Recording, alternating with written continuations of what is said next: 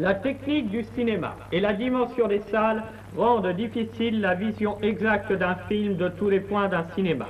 En outre, la rapidité des films n'est pas sans danger pour la vision. Il peut en résulter des troubles oculaires tels que fatigue visuelle, larmoiement, conjonctivite, etc. Voilà. Alors, pour raconter cette histoire-là, c'est comme je vous le disais, j'avais des occasions de faire des films. Il se trouve que je faisais des films en Super 8 avec une caméra d'amateur. Et une fois mes revenus, vous savez comment que ça se passait, on envoyait les films dans un labo, c'était Kodak à l'époque, ça nous revenait, c'est une histoire bien lointaine, on n'en est plus là, mais les films nous revenaient, puis on les découvrait une semaine après. Et moi, ce film-là, il était raté totalement, il était tout noir, donc j'étais très déçu. Et avec ma petite bobine de noir, j'étais très vexé.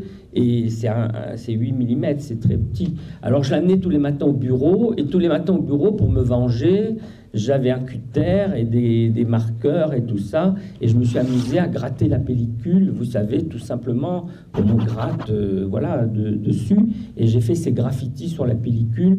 Je faisais ça tous les matins avant que mes collègues arrivent, comme le film faisait 2 minutes, en une semaine, j'ai eu fini mon film.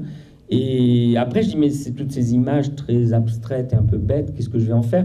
Souvent, sur les grattages sur pellicule, je ne sais pas si vous en avez déjà vu, on met du jazz, on rythme ces images par des rythmes musicaux très en adéquation avec les flashs lumineux.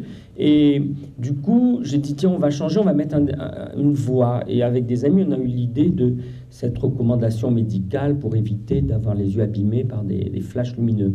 Voilà, le film est né comme ça. Il se trouve qu'il a séduit les gens qui l'ont vu, et il a été jusqu'à Cannes, puisque du coup, du Super 8, j'étais obligé de le gonfler dans un format plus conséquent et plus professionnel, et il a été présenté à Cannes dans une section de cinéma français qui est l'équivalent de maintenant ce qu'on appelle la quinzaine des réalisateurs. Voilà.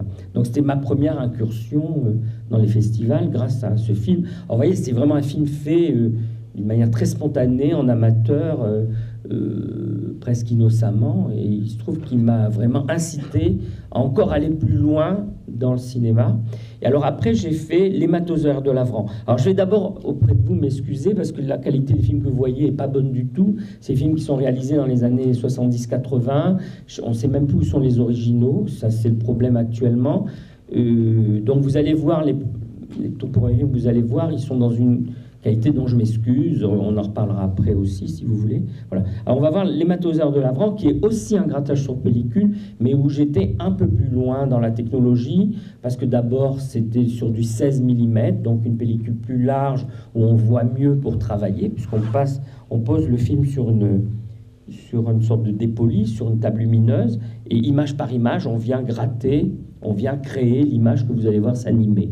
Voilà. Donc c'est carrément de l'animation. On est là à la frontière de l'animation. Voilà, on dessine image par image l'image que vous voyez s'animer sous vos yeux.